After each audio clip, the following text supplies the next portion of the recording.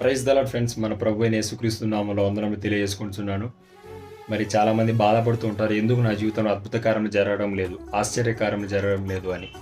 వాక్యంలో మనం గమనించినప్పుడు యెహోషువ గ్రంథం 3వ అధ్యాయం 5వ వచనంలో ఇలా ఉంటుంది. మరియు యెహోషువ, రేపు యెహోవా మీ మధ్య అద్భుత కార్యములు చేయను గనుక మిమ్మును మీరు పరిశుద్ధపరచుకొనుడని జనులకు ఆజ్ఞ ఇచ్చాను. కనాను యాత్రలో ఉన్న ఇశ్రాయేలీయులతో మోషే తరువాత నాయకుడైన యెహోషువ చెప్తున్న మాటలు ఇవి. మిమ్మల్ని మీరు పరిశుద్ధపరచుకొనుడి, అప్పుడు దేవుడు మీ జీవితంలో అద్భుత కార్యములు జరిగిస్తాడు. కాబట్టి మనం పరిశుద్ధత కలిగి జీవించినప్పుడు మాత్రమే దేవుడు అద్భుత కార్యములు జరిగిస్తాడు. పరిశుద్ధత అనేది క్రైస్తవ జీవితంలో చాలా ప్రాముఖ్యమైనది. మనం ఆరాధిస్తున్న ప్రభు అయిన యేసుక్రీస్తు పరిశుద్ధుడు. ఆయన మనం కూడా పరిశుద్ధులై ఉండాలి.